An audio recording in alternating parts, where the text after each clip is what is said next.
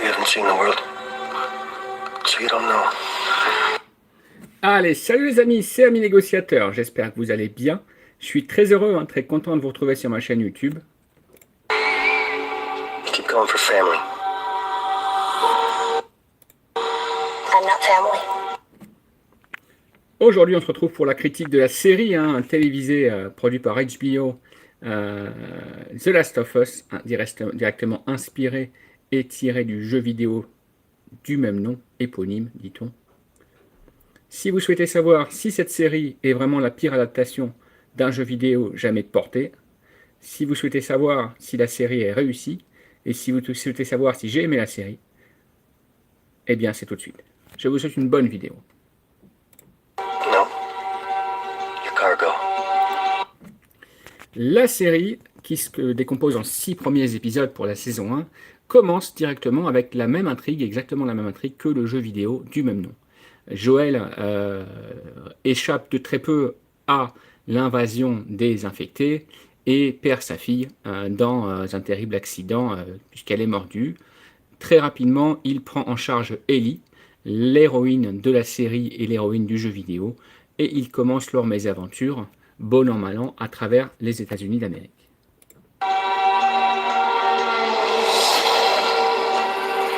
Why are you so important?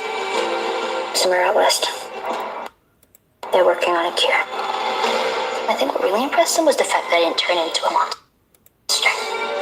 If she so much as twitches. Donc la série est assez bien interprétée, en tout cas moi j'ai beaucoup aimé les deux protagonistes principaux, bien évidemment Joël et Ellie, et donc on tombe directement dans l'intrigue générale de la série et du jeu vidéo.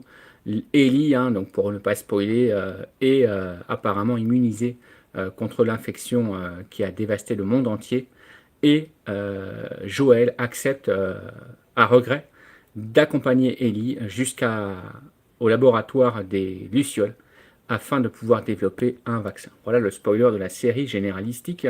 Mais par contre, on se rend compte que dès la fin de l'épisode 2 de la première saison, la série commence à prendre ses distances avec le jeu vidéo éponyme.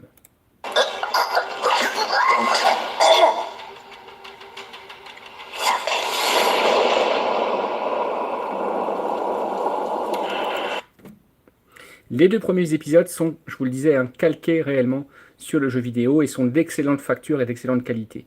Si tant est qu'on peut à la fois ne jamais avoir joué au jeu vidéo The Last of Us et adorer la série, qui est vraiment une révélation de la nouvelle série HBO. C'est une bonne mise en scène, une excellente mise en scène. D'ailleurs, c'est le même scénariste qui a fait le jeu vidéo qui s'est penché sur la série. Et quand on sait le succès qu'a eu le jeu vidéo pour sa mise en scène, on ne peut qu'en être très très satisfait. Mais dès la fin de l'épisode 2, la série prend radicalement les distances avec le jeu vidéo éponyme, puisque on va assister à un épisode 3 assez surprenant, assez particulier. Je ne vais pas spoiler ici, mais on a affaire à une romance, une romance vraiment poussée à l'extrême pendant quasiment un épisode. Alors on aime, on n'aime pas, ça a le mérite d'exister, ça a le mérite de faire un petit peu vivre et de donner de la profondeur à la série, mais en tout cas l'épisode 3 de la première saison va principalement aborder une romance. Je ne vous en dis pas plus.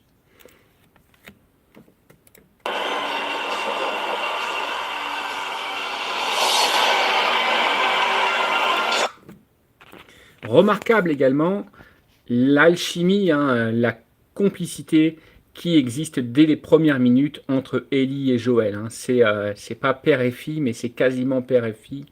Les jeux de mots sont assez intéressants, sont assez bien réalisés, même en version française. Ellie garde ses boutades et garde son caractère comme on la connaît dans la série et dans le jeu vidéo. Joël, quant à lui, est également un peu plus étoffé que dans le jeu vidéo. Et l'histoire, l'amitié père-fille, quasiment, entre ces deux personnages, nous fait accrocher à la série dès les premières minutes. Donc pour ça, c'est vraiment une réussite. Les paysages, vous le voyez ici, sont bien réalisés, sont assez grandioses. On a affaire à une Amérique post-apocalyptique, réinvestie par la végétation, réinvestie par la nature. Et pour ça également, c'est assez bien réussi. I'm taking you with me. You do what I say when I say it. Par contre, si vous cherchez des infectés, si vous cherchez des claqueurs, vous n'en trouverez pas beaucoup, mis à part dans le premier épisode où effectivement on a eu une succession de cloqueurs, de claqueurs et d'infectés. Dès la fin du premier épisode, on n'en voit quasiment plus. La série en effet se recentre principalement sur l'histoire, je dirais, humaine entre les différents protagonistes, donc avec les Lucioles, avec Bill notamment, et puis les différentes factions. C'est un parti pris, a priori, des scénaristes, de recentrer la série véritablement sur les rapports humains et sur une civilisation et le côté sociétal d'une civilisation qu'il faut reconstruire ex nihilo, de néant. Ce que j'ai remarqué également, c'est que il y a quelques difficultés par les scénaristes à maintenir une histoire un petit peu sur le long terme par rapport à des personnages secondaires. En effet, on assiste à beaucoup de time-lapse, on assiste à beaucoup d'avances rapides, entre guillemets, sur la vie de Joël et d'Ellie, si bien qu'à la fin du 5e épisode, on est déjà 20 ans après qu'Ellie et Joël se soient connus. On a même du mal à y croire, puisque autant Joël a les cheveux blancs, etc., mais Ellie est quasiment la même. Bon, après, ça, c'est un souci de maquillage. Mais pour le coup, moi, ça m'a un petit peu gêné. Je trouve pas ça très, très crédible. Et j'ai regretté que la série ne s'attarde pas sur vraiment les débuts de l'aventure entre Joël, que Joël et Ellie entament à travers les États-Unis d'Amérique. Got any advice on the best way west? Donc Joël le protecteur et Ellie, la fille bis, on va dire. Fin d'épisode 6 sur la première saison. Un peu surprenant. On a du mal à comprendre ce que va être la saison 2. Je ne vais pas vous spoiler ici, mais je vous ai déjà dit que Joël était vieillissant. Il va faire traverser Ellie pour aller rejoindre le laboratoire des Lucioles. Mais ça pose vraiment question et j'ai quand même l'impression que la série, à la fin de l'épisode 6 de la saison 1, veut prendre réellement ses distances avec le jeu vidéo.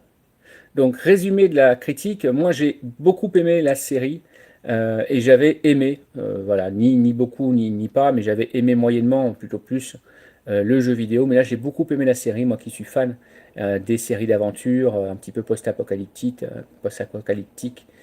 et survivalistes comme c'est le cas ici.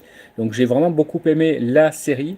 En tout cas pour la première saison, j'adhère à 100%, sauf je mets un petit aparté à l'épisode 3 qui pour moi est légèrement hors sujet, même si je comprends où ont voulu en venir les réalisateurs et les scénaristes.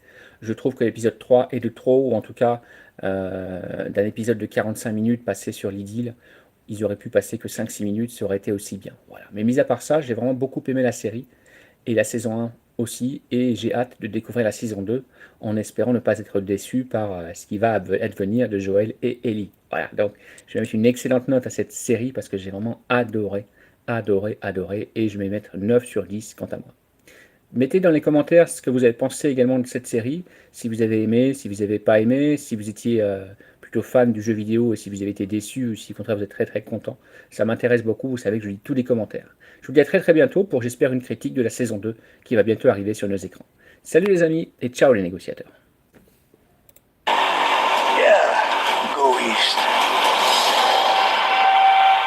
You've come this far, then you know what's out there. You're not gonna scare us. Scared him? Allez, on va s'arrêter là.